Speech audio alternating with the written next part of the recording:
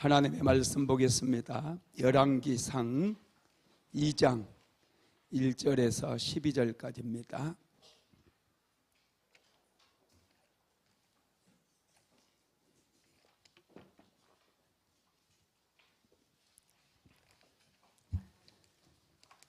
하나님의 말씀은 열왕기상 2장 1절부터 12절인데 4절까지만 읽겠습니다. 열왕기상 2장 1절에서 4절까지만 한 목소리로 합독합니다. 다윗이 죽을 날이 임박하매 그의 아들 솔로몬에게 명령하여 이르되 내가 이제 이 세상 모든 사람이 가는 길로 가게 되었노니 너는 힘써 대장부가 되고 내 하나님 여호와의 명령을 지켜 그 길로 행하여 그 법률과 계명과 율례와 증거를 모세의 율법에 기록된 대로 지키라. 그리하면 내가 무엇을 하든지 어디로 가든지 형통할지라. 여호와께서 내 일에 대하여 말씀하시기를 만일 내 자손들이 그의 길을 삼가 마음을 다하고 성품을 다하여 진실이 내 앞에서 행하면 이스라엘 왕위에 오를 사람이 내게서 끊어지지 아니하리라 하신 말씀을 확실히 이루게 하시리라. 아멘. 할렐루야. 우리 옆 사람하고 인사 한번 합시다. 은혜 받읍시다. 은혜 받읍시다. 할렐루야. 은혜 받으면 됩니다. 은혜 받으면 기적이 일어나고 막혀 있었던 담도 무너져요. 그렇게 기도했고 그렇게 처려하고 울부짖었어도 응답되어지지 않았던 문제들이 저절로 해결되는 그런 역사들이 일어납니다. 그래서 은혜는 우리 그리스도인들에게는 필수 비타민이에요. 반드시 우리는 은혜 받아야 될 줄로 믿습니다. 오늘은 다윗 시리즈 17번째인데 오늘이 마지막이에요. 다윗에 대해서 우리가 16번 말씀을 나누었고요. 오늘은 17번째인데 이제 마지막 시간입니다.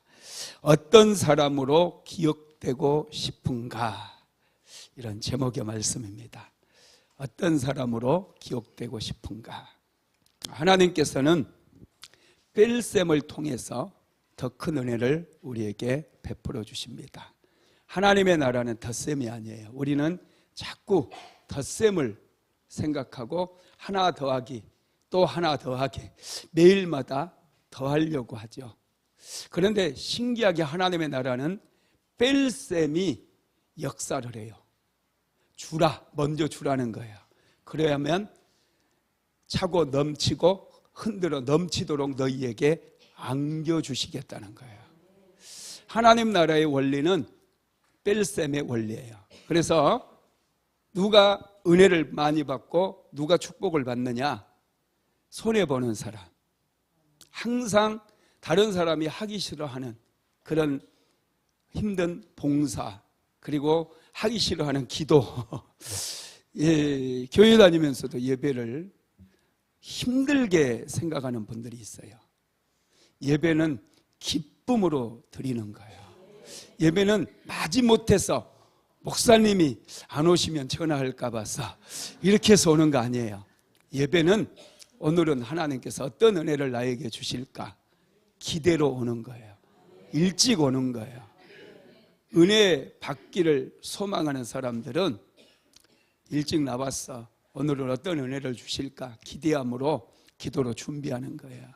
그리고 교회에서도 자원하는 마음으로 항상 다른 사람보다 먼저 선한 일을 하는 사람, 이런 사람들이 하나님 앞에 은혜를 얻습니다. 그래서 하나님께서는 뺄셈을 통해서 우리에게 은혜를 주신다는 거 항상 기억하게 되기를 주님의 이름으로 축복합니다.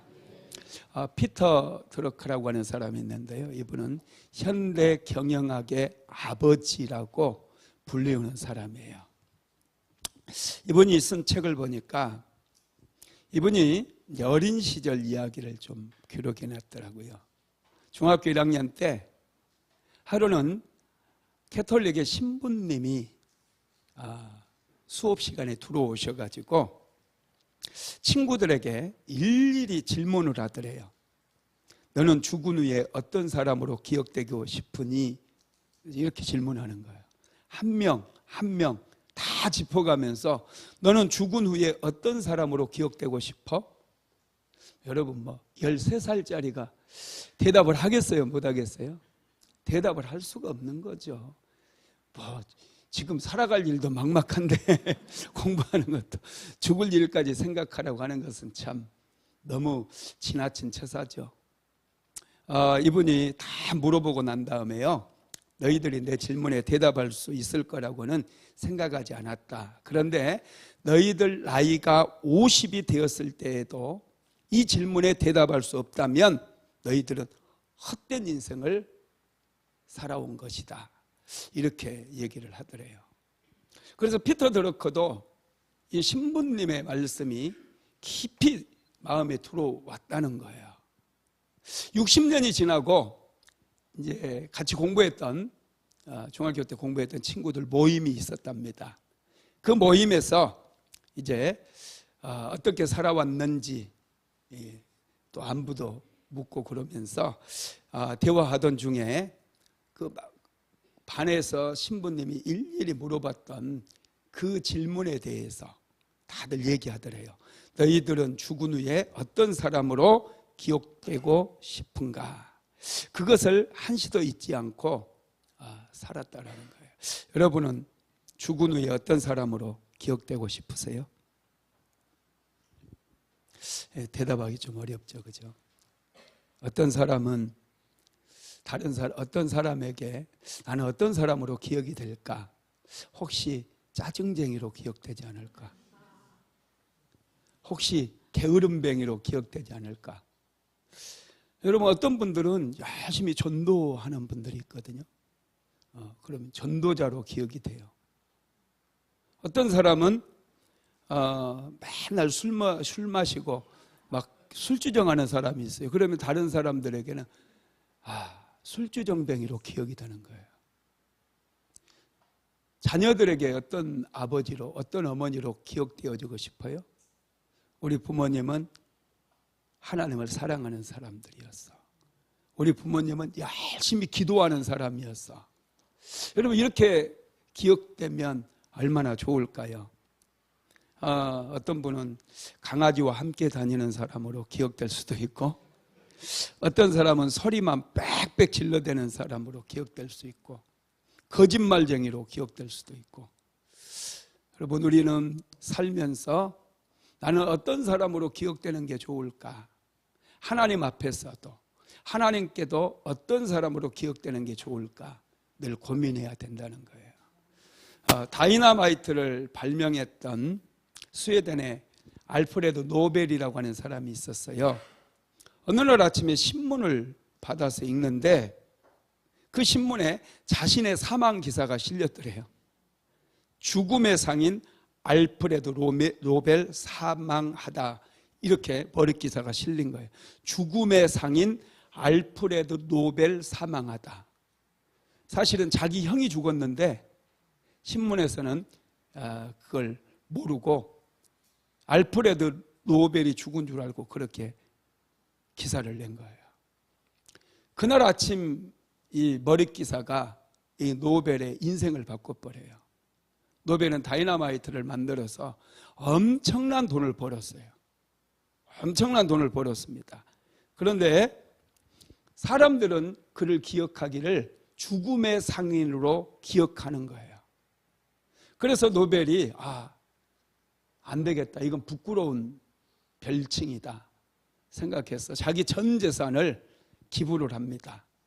재단을 만들었어요. 그래서 인류의 행복과 생명을 위해 기여한 사람들에게 상을 주라는 거예요, 그 돈으로. 그래서 노벨상이 제정이 됐고요. 노벨상은 전 세계에서 가장 영화로운 상이 되었던 거예요. 여러분, 노벨이 자신의 죽음에 대해서 생각하지 않고 그냥 막 살았다고 한다면 그는 죽음의 상인으로 남았을 겁니다. 그런데 그는 자기 전 재산을 기부해서 노벨상을 만들어서 인류 평화에 기여한 사람으로 그렇게 기억이 되는 것이죠. 우리가 다윗의 생애를 계속해서 묵상했어요. 다윗은 정말 신실한 믿음의 사람이었습니다. 때로는 죄에 넘어지기도 했어요. 그러나 그는 선지자가 책망했을 때 하나님 앞에 처절하게 회개했고, 다윗은 누구보다도 하나님을 열정적으로 예배했던 예배자였어요. 용기도 있었고 열정도 있었고 믿음도 있었어요. 여러분, 다윗은 하나님 앞에서 어떤 사람으로 기억됐을까? 우리가 좀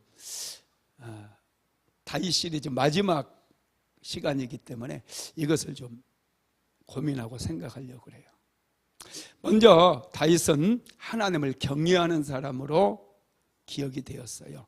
자, 열왕기상 2장 1절에서 3절까지 한번 같이 읽어봅시다. 시작. 다윗이 죽을 날이 임박하매 그의 아들 솔로몬에게 명령하여 이르되 내가 이제 세상 모든 사람이 가는 길로 가게 되었노니 너는 힘써 대장부가 되고 내 하나님 여호와의 명령을 지켜 그 길로 행하여 그 법률과 계명과 율례와 증거를 모세의 율법에 기록된 대로 지키라. 그리하면 내가 무엇을 하든지 어디로 가든지 형통할지라. 아멘.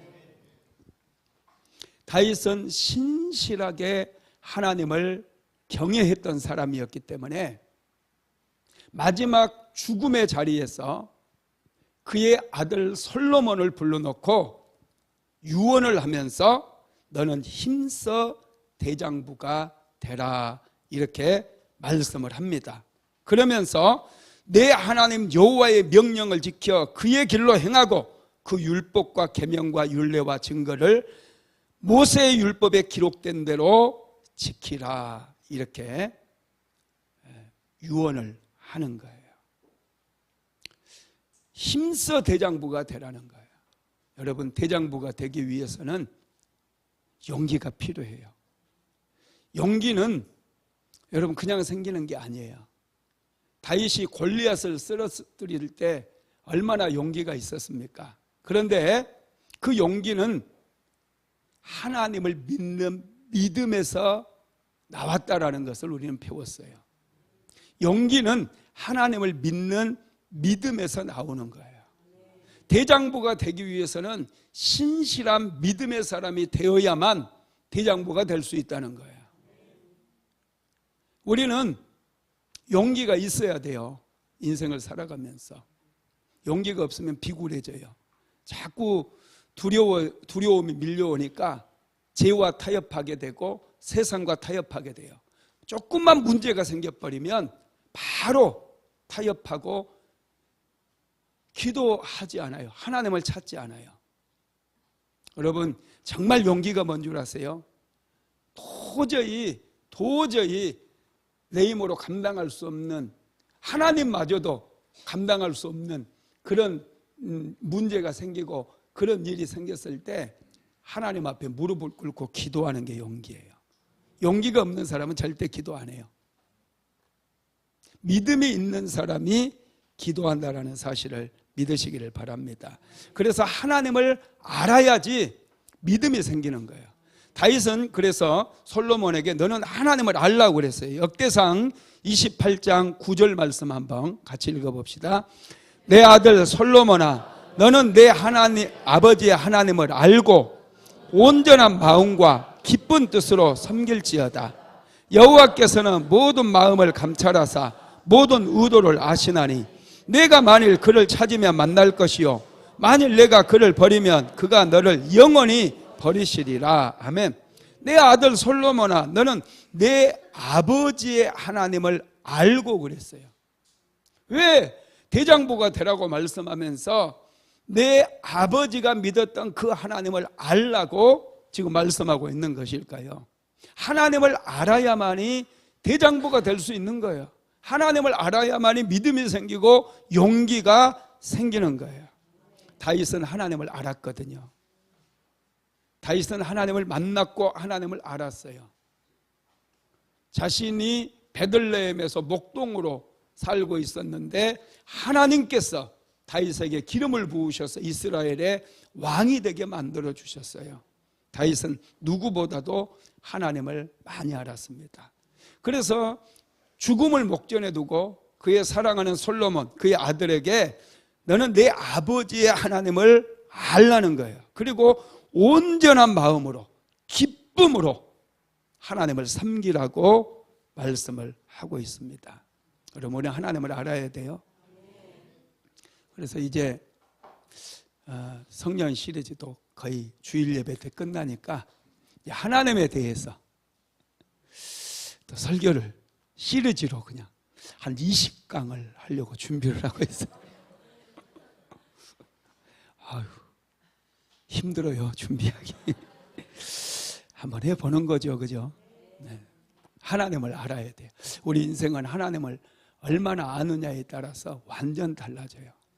모르면 자꾸 내 힘, 내 능력으로 살려고 하다 보니 인생이 힘든 거예요.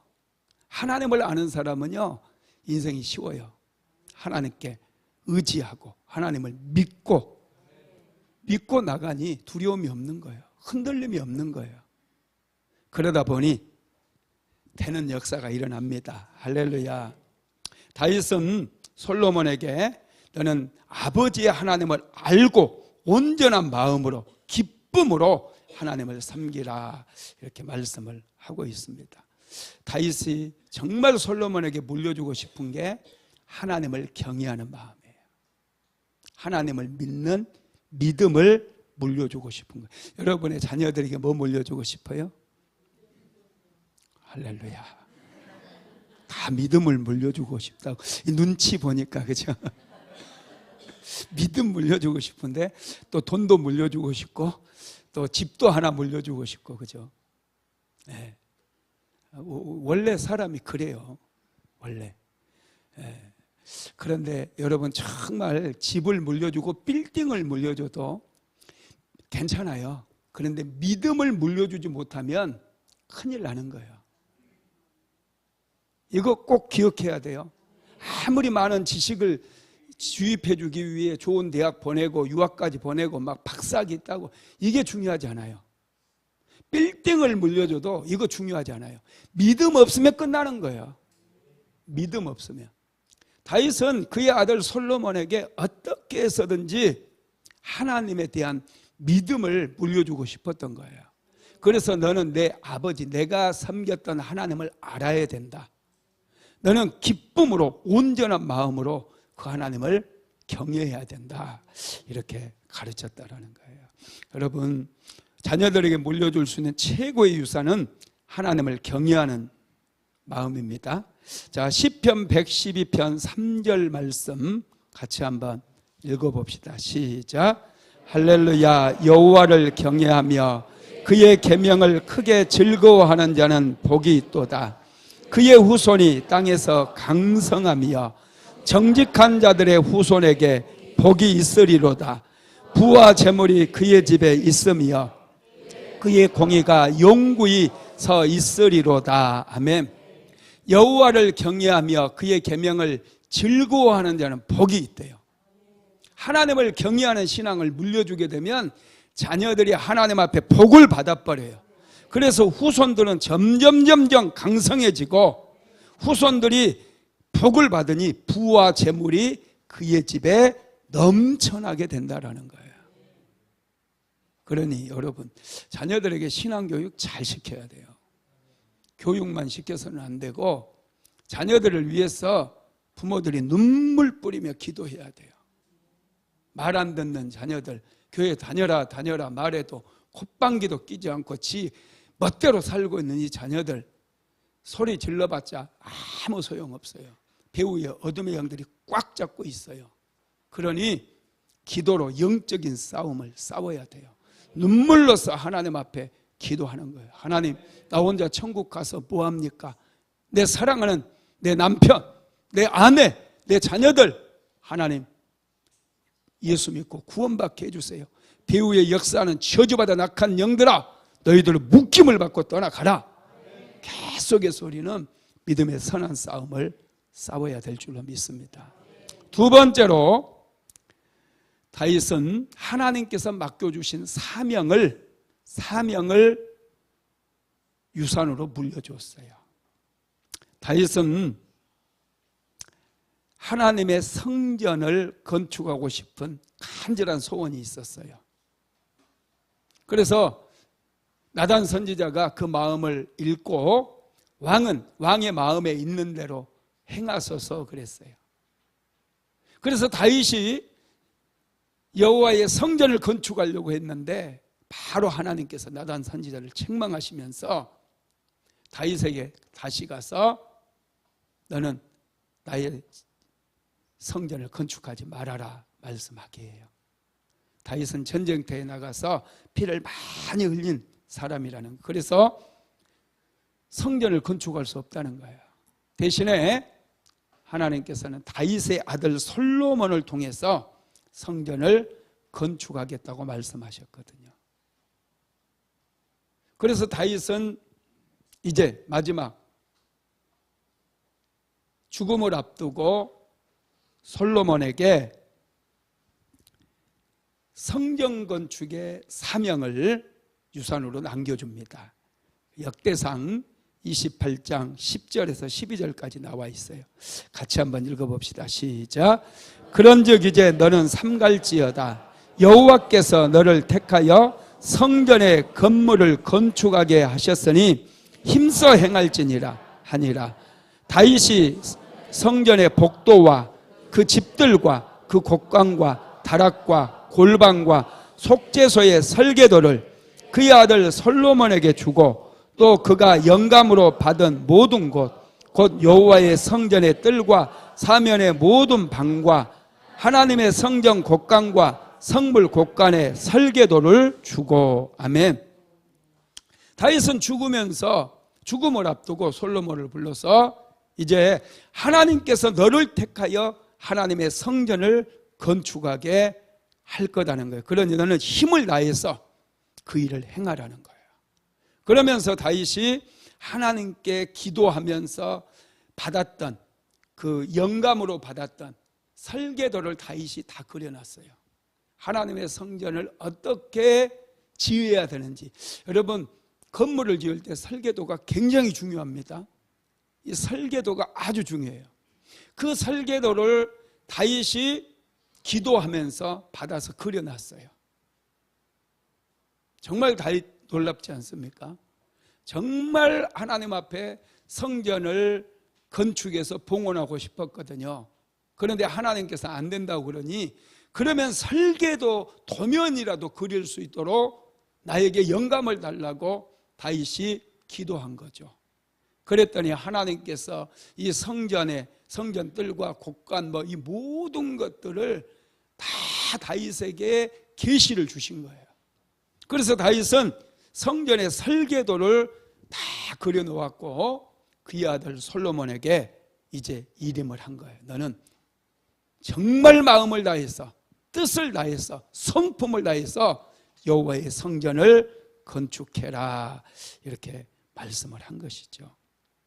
다윗은 솔로몬이 형통한 인생을 살기를 원했어요. 그러면서 이 형통하게 살려면 어떻게 살아야 되는지에 대해서도 다윗은 솔로몬에게 가르쳐주고 있습니다. 열왕기상 2장 3절, 오늘 본문 열왕기상 2장 3절 다시 읽어볼까요? 시작. 내 하나님 여호와의 명령을 지켜 그 길로 행하여 그 법률과 계명과 율례와 증거를 모세의 율법에 기록된 대로 지키라. 그리하면 내가 무엇을 하든지 어디로 가든지 형통할지라. 아멘. 하나님의 성전을 건축할 뿐만 아니라 모세의 율법에 기록된 모든 말씀들, 하나님의 말씀들을 기록된 대로 지키라는 거예요. 그러면 형통하게 된다라는 것이죠. 여러분들 형통한 인생 살고 싶죠? 형통하게 되기를 예수님의 이름으로 축복합니다. 역대상 22장 11절로 12절도 한번 같이 읽어봅니다. 시작.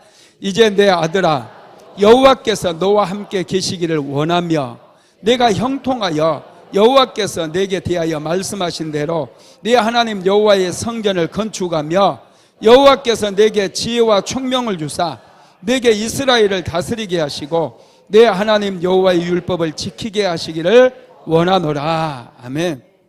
다윗은 솔로몬에게 지금 유언처럼 두 가지의 사명을 맡겨져요. 여기에 보면 이제 내 아들아, 여호와께서 너와 함께 계시기를 원하며 이렇게 말하면서 내 하나님 여호와의 성전을 건축하라고 그랬어요. 그리고 두 번째는 내게 지혜와 총명을 주사 내게 이스라엘을 다스리게 하시고 그랬는데, 지혜와 총명으로 이스라엘 백성들을 다스리라는 거예요. 여러분, 정말 놀라운 거죠. 하나님께서 왜 우리에게 지혜를 주실까요? 분별하며 살라고. 선인지 악인지 분별 못하고 죄인지 또 분별 못하고 막 살아가는 분들이 있어요. 하나님께서 우리에게 지혜를 주시는 것은 분별하며 살라는 거예요. 사람도 분별해서 사귀어야 돼요. 어른들 친구 잘 만나야 된다 그러잖아요. 그죠? 결혼할 때가 되면 배우자 잘 만나야 된다 그래요. 요즘 배우자, 자녀들 배우자들 이제 기도하면서 그냥 신앙이 없는데도 막 시집장가 보내대요. 목사님 주례해 주세요 막 이렇게 물어보면 신앙이 없어요. 여러분, 신앙이 없으면요 좀 결혼 미루고 교회 데리고 나오세요. 사이든지 며느리가 될 사람이든지 결혼 한 6개월 미뤄도 괜찮아요. 6개월만 우리 교회 딱 나오면 신앙이 생깁니다. 그냥 막 시키지 말아요. 기도 좀 하자 그렇게 하고. 능력만 봐서는 안 돼요. 능력은 좀 없어도 괜찮아요. 나는 좀 능력이 모자라요. 능력이 없어요, 내가 보면. 여러분, 그런데 여러분, 사람은요 성품이 좋아요. 성품만 좋아가지고 능력도 없어 돈도 못 버는데 목사님이 책임질랍니까? 하나님께서는요 좋은 성품에 복을 남아주시는 거예요. 성품이 좋아야 돼. 어디 대기업 다닌다고 그런 거 너무 신경 안 써도 돼요. 기도하면 돼요. 기도하면 능력도 생기고 하나님께 복을 받게 되는 거예요. 여러분, 다윗은 솔로몬에게 지혜와 총명을 얻게 하기를 원한다고 그랬거든요. 여호와께서 내게 지혜와 총명을 주사 그랬어요. 지혜와 총명이 있는 사람이 분별력이 탁월해요. 사람을 분별할 수 있어요. 만나야 될 사람인가, 깊이 사귀어야 될 사람인가. 여러분, 아주 중요하거든요. 한 사람 잘못 만나면 아주 인생이 꼬여버려요. 이런 분별력이 아주 중요하다는 거예요. 다윗은 마지막 유언을 하면서요 솔로몬에게 요압과 시므이를 경계하라고 그래요. 요압 장군 자기의 오른팔이었잖아요. 그럼에도 불구하고 요압이 무서운 어떤 꿍심이 있다라는 거 다윗은 알고 있었어요. 그리고 시므이는 다윗이 힘들 때 다윗을 따라오면서 저주했던 사람이거든요. 그래서 다윗은 다 분별하고 있었어요. 솔로몬에게 요압과 시므이를 경계하라 이렇게 얘기해요. 그리고 바르실레의 아들들에게는 은혜를 베풀라고 얘기합니다. 다윗이 정말 공경에 처했을 때, 압살롬이 반역을 일으켰을 때 요단 동편으로 피신을 가잖아요. 그때 바르실레라고 하는 사람이 다윗을 영접하고 신실하게 다윗을 섬겼거든요. 그래서 솔로몬에게 요압과 시므이는 경계하고 바리실레의 아들들에게는 은혜를 베풀어라, 그렇게 얘기하는 거예요. 여러분, 다윗은 그 아들 솔로몬에게 유언을 남기면서 너는 여호와의 성전을 건축해라, 그리고 지혜와 총명으로 백성들을 잘 다스려라, 이렇게 사명을 남겨주셨다는 거예요. 그럼 여러분의 사명은 뭐예요? 하나님께서 우리에게 사명을 맡겨주셨잖아요. 저와 여러분의 사명은 뭐예요? 가정을 세우고 교회를 세우는 거예요. 가정을 잘 세워야 돼요. 그리고 교회 공동체를 잘 세우는 거예요.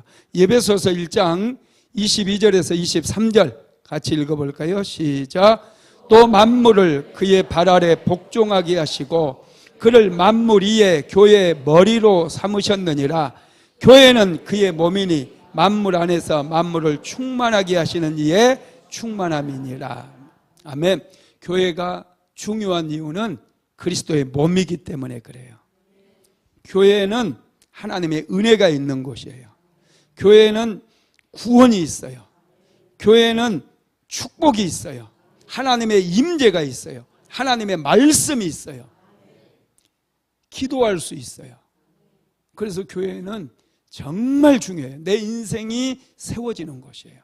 교회는 은혜 받는 곳이고 축복받는 곳이고 생명의 구원을 얻는 곳이고 가르침을 얻는 하나님의 말씀을 듣는 곳이기 때문에 교회가 중요해요. 그래서 우리는 힘을 다해서 하나님의 교회를 세워야 되는 그런 사명이 있어요. 그리고 가정을 세워야 돼요. 자녀들을 세워야 돼요. 남편을 세워야 돼요. 여러분, 인생 성공은 돈을 많이 벌었느냐 작게 벌었느냐에 의해서 결정되지 않아요. 인생 성공은 자녀들, 여러분, 가정을 잘 세우는 거예요. 가정을. 그래서 남편은 아내를 세워주고 아내는 남편을 세우고 부모는 자녀들을 세우고 자녀들은 부모를 세우고 서로 세워주는 것이에요. 그럴 때 여러분, 가정 공동체를 통해서 하나님께 주시는 은혜를 충만하게 받을 수 있고 행복해지게 돼요. 인생이 행복해질 수 있다는 것이에요. 여러분, 그래서 가정을 잘 세워나가시기 바랍니다. 잘 세워나가야 돼요. 가정 깨면 안 되고 반드시 가정을 세워야 돼요. 어떻게 하든지 자녀도 세우고 남편도 세우고 아내도 세우고 그리고 이제 교회를 세우는 거예요. 세 번째로는 다윗은 사람을 남겼어요. 역대상 11장 10절 말씀 한번 같이 읽어봅시다. 시작. 다윗에게 있는 용사의 우두머리는 이러하니라. 이 사람들이 온 이스라엘과 더불어 다윗을 힘껏 도와 나라를 얻게 하고 그를 세워 왕으로 삼았으니 이는 여호와께서 이스라엘에 대하여 이르신 말씀대로 함이었더라. 아멘. 다윗은 자신과 함께 이스라엘을 세웠던 그 사람들을 전부 기억하고 있어요. 다윗은 사람을 키울 줄 알았어요. 리더는 사람을 키워야 돼요. 부모는 자녀를 키우는 거예요. 밥만 먹는다고 자녀들이 그런 게 아니에요. 야단친다고 자녀들이 키워지는 게 아니에요. 사람을 키우는 원리를 알아야 돼요.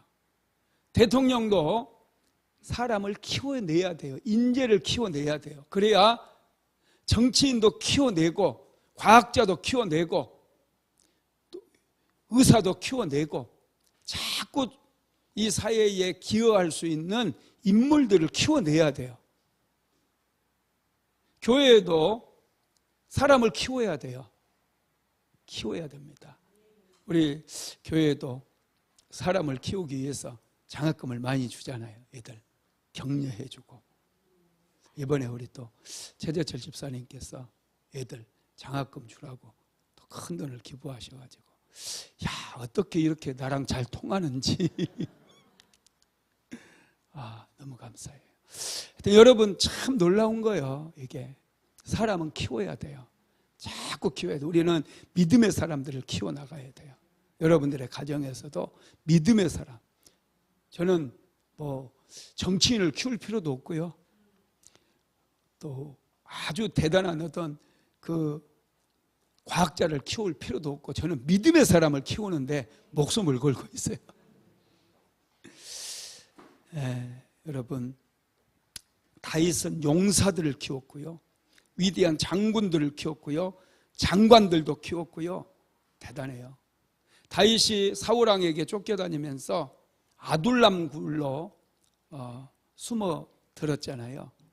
그때 다윗을 찾아왔던 사람들이 환난당한 자, 원통한 자, 빚진 자, 이런 사람들 400명이 찾아왔어요. 물 한 방울 구하기도 힘든 그런 광야거든요. 그런데 다윗은 그 사람들을 전부 받아들였어요. 그리고 그 사람들을 교육했어요. 그 사람들에게 여호와를 경외하는 법을 가르쳤어요. 하나님께 예배드리는 법을 가르쳤어요. 그들이 하나님을 예배하다 보니 인물들로 바뀌어지는 거예요. 그들 중에 다윗 왕조를 창업할 때 이제 인물들이 다 키워져 가지고 위대한 장군도 나오고 또 장관도 나오고 지도자들이 막 세워지게 되는 거예요. 이게 위대한 다윗 왕국을 이루게 만든 거예요. 사람을 키워내지 못하면 안 돼요.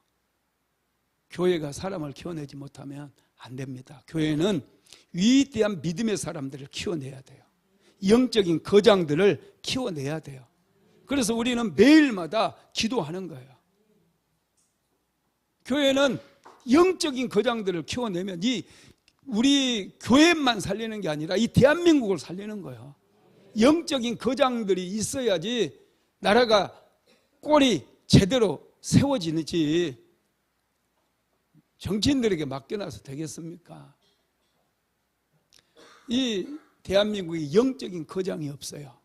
그러다 보니 자꾸 나뉘어지는 거예요. 나뉘어지고 막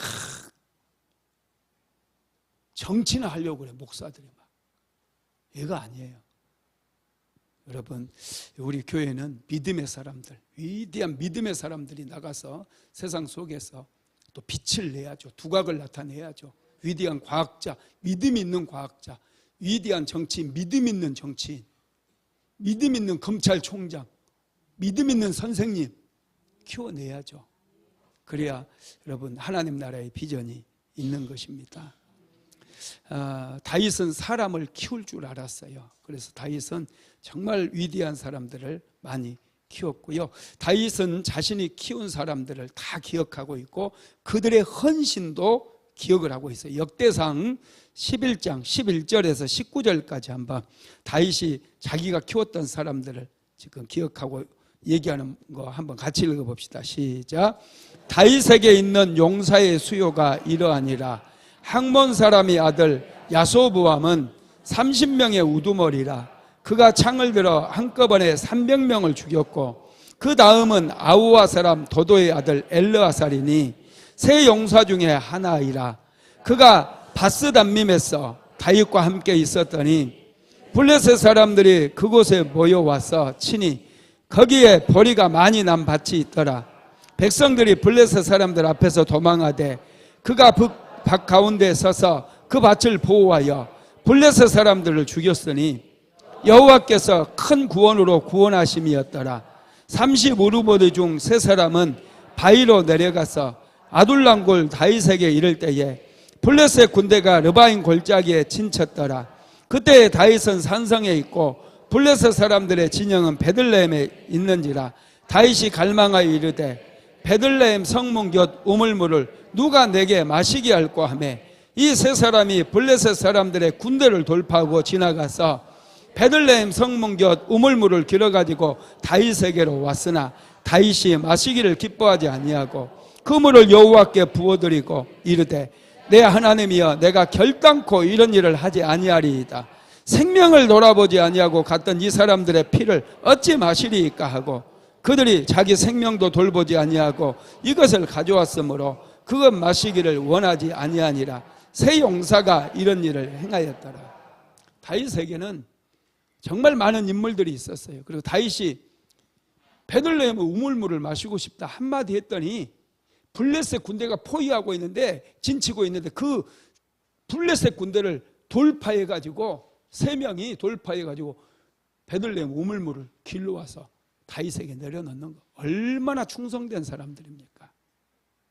정말 위대한 그런 사람들을 다윗이 길러냈다라는 것이죠. 다윗 왕국은 다윗 혼자 세워지지 않아요. 여러분, 하나님의 교회도 목사님 혼자 세워지지 않습니다. 아무리 탁월한 목사도 혼자서 교회를 세울 수 없어요. 교회는 성도들이, 열심히 있는 성도들이 함께 힘을 모아서 기도함으로 세워나가는 거예요. 하나님께서 기뻐하는 교회를 세워야 돼요. 이 시대 속에 하나님의 영광이 임하고 하나님의 임재가 나타나고 잠자는 영혼들을 깨우고 죽어가는 영혼을 살릴 수 있는 그런 교회를 세워야 된다는 것이죠. 이런 하나님의 교회가 세워지기 위해서는 많은 사람들의 헌신과 눈물이 필요해요. 기도가 필요해요. 찰스 핀이라고 하는 목사님이 있어요. 유명한 미국의 부흥사이기도 하고 또 전도자이기도 합니다. 우리는 D.L. 무디에 대해서는 많이 들어봤어요. 무디 목사님도 위대한 100만 명 정도가 무디 목사님의 부흥 집회에서 예수님을 믿고 회심을 했다고 그래요. 정말 놀랍죠. 이 찰스 피니 목사님은 원래 법률가였어요. 그런데 이분이 은혜를 입어서 이제 설교가가 되어지는데, 이분이 복음을 전할 때 굉장한 역사들이 일어났어요. 강력한 성령이 임하고요, 많은 사람들이 회개하고 죽게 돌아왔어요. 80만 명 이상이 회개하고 예수님을 영접하고 믿는 그런 역사들이 일어났거든요. 그런데 이 찰스 피니가 그렇게 설교할 때마다 찰스 피니 목사님을 위해서 간절히 중보하며 기도했던 무명의 기도 용사가 있었는데요, 이분이 다니엘 레시라고 하는 사람이에요. 다니엘 레시는 찰스 피니가 어느 도시에서 집회를 한다 그러면 먼저 일주일 전에 그 도시에 가서 간절히 하나님 앞에 기도하기 시작해요. 이 다니엘 레시 기도의 용사라고 하는 책에 보면은 이 재미난 이야기가 있는데 한번 같이 읽어볼까요? 시작. 내가 어느 도시에 부흥 집회를 갔을 때 하숙집을 운영하는 여인을 만났다. 그는 내게 레시를 아느냐고 물었다. 레시가 다른 두 남자가 우리 집에 하숙을 하러 와서는 지난 3일 동안 음식을 전혀 입에 대지 않았답니다. 나는 그들이 끙끙거리는 소리를 듣고 가만히 문을 열고 들여다보았더니 얼굴을 땅에 대고 있었습니다. 이렇게 무릎을 꿇고 엎드려 3일이나 끙끙거렸습니다. 무슨 큰일이 난 것 같았어요. 나는 들어가기가 두려웠고 어찌할 수 없었어요. 좀 와서 보시지 않겠어요? 아니, 그럴 필요 없습니다. 그들은 지금 기도 중에 해산이라는 고통을 경험하고 있는 중입니다 라고 대답했다. 나는 확신한다. 나를 포함한 모든 그리스도인들이 오순절에 강림했던 성령을 간구하고 더 간구하는 것은 의무이며 특권이다. 내 몸은 지금도 고통 중에 있으나 나는 하나님 안에서 행복하다. 예수께서 너희가 무엇이든지 기도하고 믿으면 다 받으리라고 하신 말씀이 무슨 뜻인지 이제 겨우 이해하기 시작한다. 아멘. 찰스 피니가 집회를 하게 되면 그 도시에 먼저 가서 다니엘 레시는 자기 같이 중보하는 팀을 데리고 먹지도 않고 자지도 않고 끈질기게 하나님 앞에 기도했다라는 거예요. 그러다 보니 그런 분이 있다 보니 피니 목사님이 가서 설교하면 정말 엄청난 역사들이 일어나는, 강력한 성령의 역사가 일어나서 회개의 역사가 일어나고 귀신들이 떠나가고 여러분 놀라운 일들이 일어난 것이죠. 교회는 숫자가 중요하지 않아요. 교회는 건물이 크다고 그게 중요하지 않아요. 교회는 기도의 용사들이 있어야 돼요. 기도의 용사들이 있어야 돼요. 가정 하나 세우지 못한 사람은 기도의 용사가 될 수 있겠습니까? 먼저 내가 깨어서 내 가정 세우고, 그리고 교회를 세우고, 이웃들을 위해서, 죽어가는 영혼들을 위해서, 목사님을 위해서 기도해야죠. 그래야 메시지가 선포될 때 강력한 성령의 역사도 일어나고, 귀신들이 떠나가고, 치유도 일어나고, 기적이 일어나는 거예요. 목사님 혼자서 아무리 기도하고 소리 빽빽 질러 댄다고 해서 역사가 일어나는 거 아니에요. 이 기도의 용사들이, 내가 하나님 나라를 위해서 기도하리라, 내가 교회를 위해서 기도하리라, 목사님을 위해서 기도하리라, 사모님을 위해서 기도하리라, 기도해야 돼요. 그래야 강력한 성령의 역사, 오순절의 성령의 역사가 일어날 수 있다는 거예요. 설교자들에게는요, 어둠의 영들이 많이 역사해요. 우리 사모도 보면은 이 어둠의 권세들이 많이 역사를 해요. 내가 그래 설명을 좀 많이 해줍니다. 기도학교 여러분 이 유튜브 시청자들이 얼마나 많은지 몰라요. 우리 교회에서 하는 기도학교 조회수를 보면요, 하루만 지나도 10,000회가 넘어요. 나는 1,000회도 될까 말까인데 10,000회가 넘는다니까요. 그러니 여러분, 마귀가 얼마나 공격을 많이 하겠어요. 얼마나 사모 그 기도학교 못하게, 기도학교 지금 근근히 해나가고 있어요. 체력이 안 돼요. 내가 웬만하면 좀 쉬라고 그래요. 기도학교 좀 내려놔라. 왜? 몸이 잠을 잘 못 잘 때도 많고 체력이 안 된다니까요. 근데 여러분들은 기도학교 들으면서 막 너무 좋잖아요. 그죠? 기도해야 돼요. 사모를 위해서 깨어서 기도해야 돼요. 여러분들 기도 시간마다 사모를 위해서 기도하세요. 저를 위해서도 하시고. 조회수도 1,000밖에 안 되는데 만으로 올라가게 되나요? 할렐루야. 나도 10,000을 좀 돌파해야지. 금요 성령 집회 한 것은 10,000회가 넘었더라고요. 금요 성령 집회 팬들이 좀 있어요. 그래서 조회수 10,000회 넘은 것들이 좀 있습니다. 할렐루야. 네, 기도해야 돼요. 기도의 용사가 필요한 거예요. 가정을 세울 때도 기도해야 되고, 교회를 세우고 목사님을 세우고, 영적인 거장들은 그냥 세워지는 게 아니에요. 위대한 목사님이 그냥 세워지는 게 아니에요. 설교자들이요, 그냥 세워지는 게 아니에요. 머리가 좋다고요? 아니에요. 성도들의 기도로 인해서 세워지는 거예요. 기도하면 가는 곳마다 막 회개의 역사가 일어나고, 귀신들이 떠나고, 질병이 치료되고, 강력한 기름 부음의 역사가 나타난다라는 거예요. 교회에서 정말 필요한 것은 기도의 용사라는 거예요. 네 번째, 다윗은 최고의 예배자로 기억이 되어집니다. 다윗은 정말 하나님을 사랑했어요. 다윗은 최선을 다해서 하나님을 예배했어요.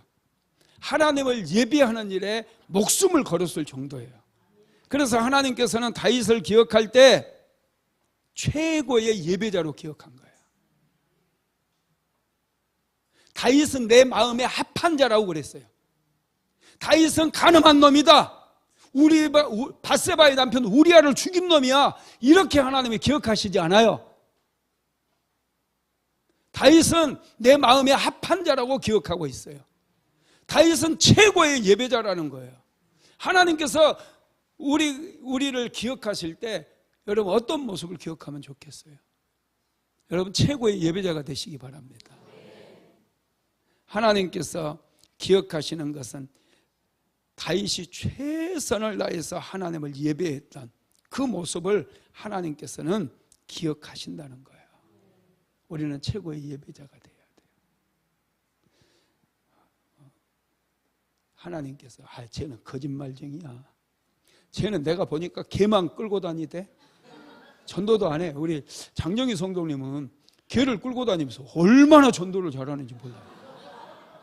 하나님 굉장히 기뻐하실 것 같아요. 오늘 안 오셨나요? 왜 안 오고 그래요? 정말이에요. 이 대박이, 걔 이름이 대박이거든요. 대박이 데리고 다니면서 얼마나 전도를 열심히 하는지 몰라요. 수요 예배 때도 한번 딱 데리고 왔잖아요. 여러분, 하나님께서 나를 어떻게 기억하실까 항상 생각하시기 바랍니다. 다윗은 예배에 대한 유언도 남겼어요. 역대상 23장 27절에서 32절까지 한번 읽어볼까요? 역대상 23장 27절에서 32절 시작. 다윗의 유언대로 레위 자손이 20세 이상 계수되었으니 그 직분은 자손을 도와 여호와의 성전과 뜰과 골방에서 섬기고 또 모든 성물을 정결하게 하는 일, 곧 하나님의 성전에서 섬기는 일과 또 진설병과 고운 가루 소재물 곧 무교전병이나 과자를 굽는 것이나 반죽하는 것이나 또 모든 저울과 자를 맡고 아침과 저녁마다 서서 여호와께 감사하고 찬송하며 또 안식일과 초하루와 절기의 모든 번제를 여호와께 드리되 그가 명령하신 규례에 정한 수요대로 항상 여호와 앞에 드리며 또 회막의 직무와 성소의 직무와 그들 형제 아론 자손의 직무를 지켜 여호와의 성전에서 수종두는 것이더라. 아멘. 솔로몬에게 너는 예배를 성심을 다해서 하나님께서 말씀하신 대로 지키라고, 예배를 드리라고 하나하나 전부 지적하면서 가르쳐 주는 거예요. 예배에 대해서 세심하게 솔로몬에게 지시를 하는 것입니다. 여러분, 이런 다윗의 마음을 하나님께서 굉장히 기뻐하셨고, 그래서 다윗을 하나님께서 정말 축복해 주셨어요. 여러분, 우리 모든 그리스도인들의 삶의 목표는요, 하나님의 영광을 위해서가 돼야 돼요. 하나님의 영광을 위해 살아가시기 바랍니다. 요한 세바스찬 바흐라고 그러죠. 바흐 아세요? 바흐는 뭐예요? 음악의 아버지예요. 음악의 아버지. 음악의 아버지도 있고 음악의 어머니도 있어요. 음악의 어머니는 핸델이에요. 핸델, 그죠? 음악의 할아버지도 있어요. 음악의 신동도 있고요. 참 음악의 아들이지. 모차르트는 신동이니까 음악의 아들, 그죠? 하여튼 많아요. 그런데 하나님께서 그 많은 음악가들 중에 요한 세바스찬 바흐를 굉장히 사랑하셨어요. 바흐는요, 교회 칸타타를 256곡을 작곡을 해요. 256곡. 그런데 이 칸타타들이 전부 기도예요. 기도 음악이에요. 바흐는 작곡을 하기 전에 항상 종이 맨 위에다가, 이 오선지 맨 위에다가 JJ라고 썼대요. 이 JJ가 예수 유바, 예수여 나를 도우소서, 기도하면서 작곡을 한 거예요. 그리고 작곡이 끝나면은 SDG라고 마지막에 썼대요. 이게 솔리데오 글로리아라는 뜻이 돼요. 솔리데오 글로리아, 이게 오직 하나님께 영광, 이 음악을 하나님께 영광으로 올려드리겠다라는 거예요. 그래서 바흐를 하나님께서 굉장히 기뻐하셨어요. 하나님께서는 예배자들을 너무너무 사랑하셔요. 최고의 예배자들이 되시기를 바랍니다. 시편 8편 1절 한번 읽어봅시다. 시작.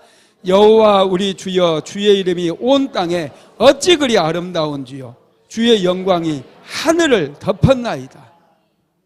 와, 다윗 정말 놀라운 시를 지었죠. 여호와 우리 주여, 주의 이름이 온 땅에 어찌 그리 아름다운지요, 주의 영광이 하늘을 덮었나이다. 얼마나 다윗이 예배를 사모했으면, 얼마나 하나님을 갈망했으면, 어느 날 하늘을 딱 보니까 온 땅이 너무 아름다운 거예요. 주의 영광이 하늘에 가득 차 있는 모습을 보고 이런 시를 지은 거 아닙니까?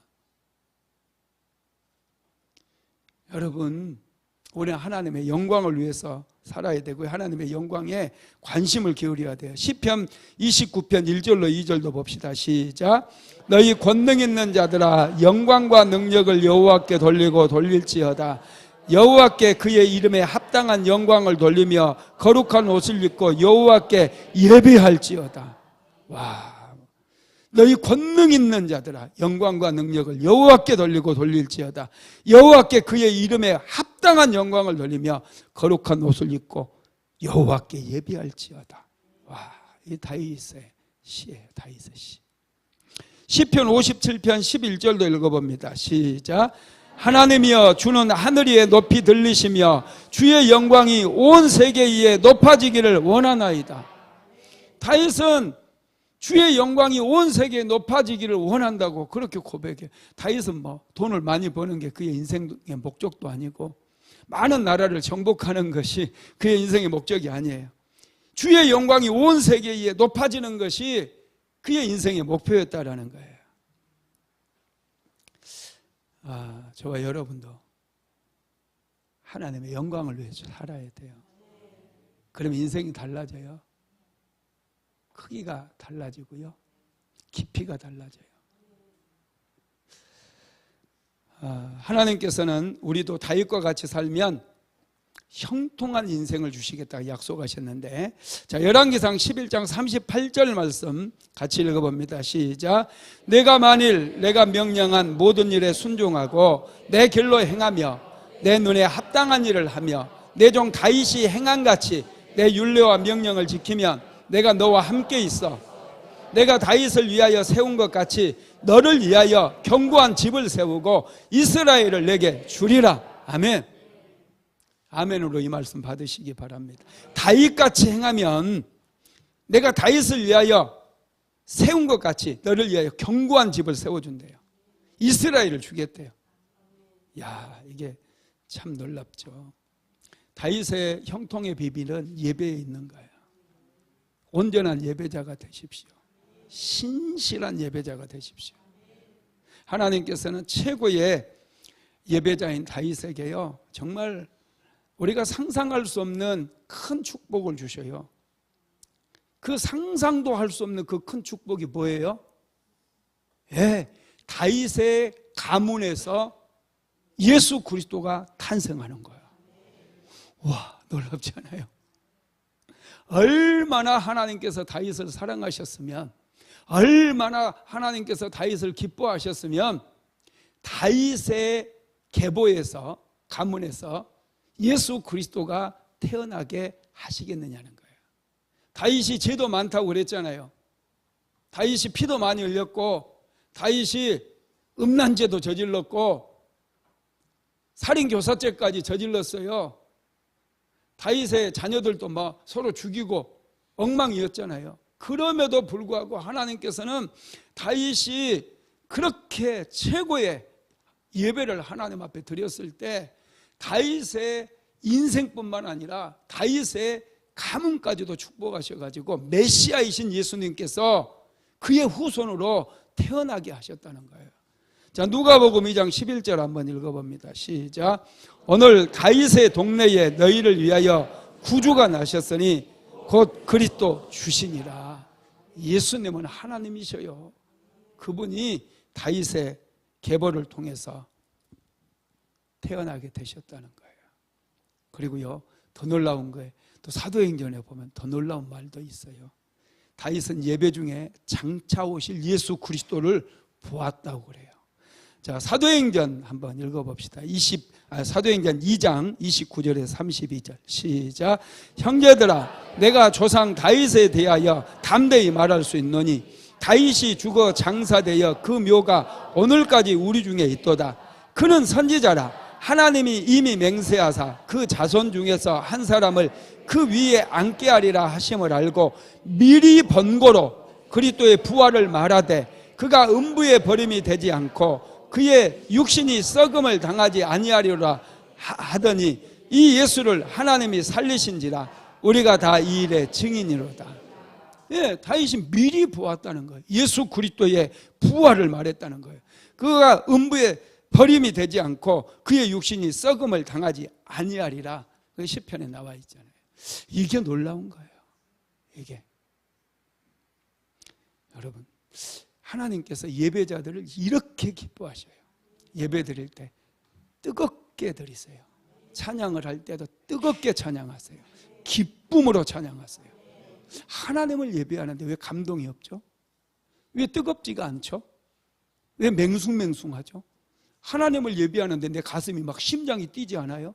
열정이 없어요? 차가워요? 이거 큰일 나는 거예요. 막 가슴이 뛰어야죠.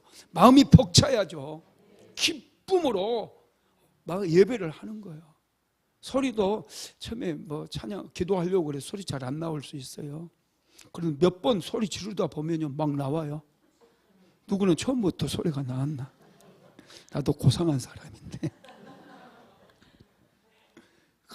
그냥 주여 이름만 불러도 막 감동이 되고 살이 떨리고 온 세포가 막 뛰잖아요. 안 그렇습니까? 나만 그런가?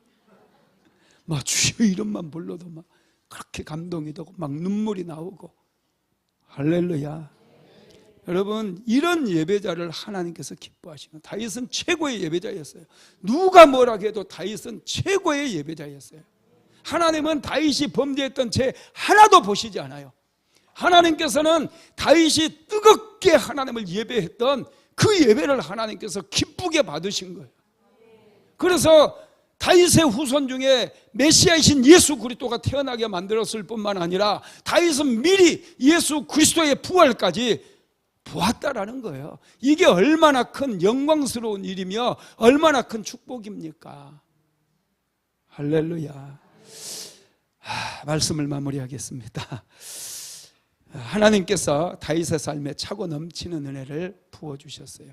우리는 그동안 17주 동안이나 다윗의 생애에 대해서, 다윗의 믿음에 대해서, 열정에 대해서, 다윗의 고난에 대해서, 다윗의 예배에 대해서 우리가 다 묵상을 했어요. 다윗은 많은 영적인 유산을 우리에게 물려줬어요. 정말 위대한 믿음의 사람이에요. 다윗에게는 용기가 있었고, 다윗에게는 열정이 있었고, 다윗에게는 믿음이 있었어요. 뜨거움이 있었어요. 그는 하나님을, 여호와의 언약궤가 예루살렘으로 들어올 때 그는 뛰면서 하나님을 찬양했어요. 왕이 바지가 다 벗겨져 버리는 그런 상황에서도 다윗은 멈추지 않았어요. 열광적으로 하나님을 예배하고 뜨겁게 하나님을 예배했던 그런 위대한 믿음의 사람이었다는 거예요. 그 믿음의 사람을 하나님께서는 기뻐하셨어요. 다윗은 영적인 거장이에요. 영적인 거장입니다. 저와 여러분도 영적인 거장이 돼야 돼요. 겨우 그냥 예배 한번 드리고 그냥 일주일 동안 살려고 하지 말고 기도했어. 매일마다 하나님 앞에 기도해서 하나님께 은혜를 충만하게 받으세요. 그래서 이 은혜가 내 삶을 변화시킬 뿐만 아니라 흘러가야죠. 그래서 가정을 살리고 교회를 살리고 내 주변의 직장을 살리고 이 대한민국을 살려야 될 거 아닙니까? 영적인 거장들이 돼야 돼요. 말로만이 아니라 행동으로 옮겨서 영적인 거장들이 돼야 돼요. 우리는 다윗의 이 믿음을 통해서 나도 도전 받아야 돼요. 나도 하나님 앞에 예배자가 되리라. 나도 은혜 받으리라. 나도 영적인 거장이 되리라. 도전 받으시기를 주님의 이름으로 축복합니다. 고마우신 하나님 감사합니다. 금요 성령 집회를 통해서 그동안 다윗 시리즈 말씀을 우리가 계속해서 묵상했습니다. 다윗은 위대한 영적인 거장이었습니다. 다윗에게는 믿음이 있었고 용기가 있었고 열정이 있었습니다. 하나님을 향한 뜨거운 갈망이 있었습니다. 그래서 그는 최고의 예배자가 되었고 하나님께서는 다윗에게 최고의 예배자의 모습을 보시고 다윗은 내 마음에 합한 자라고 말씀을 하셨습니다. 오늘 우리도 최고의 예배자가 되기를 원합니다. 하나님 우리 안에 열정을 공급하여 주옵소서.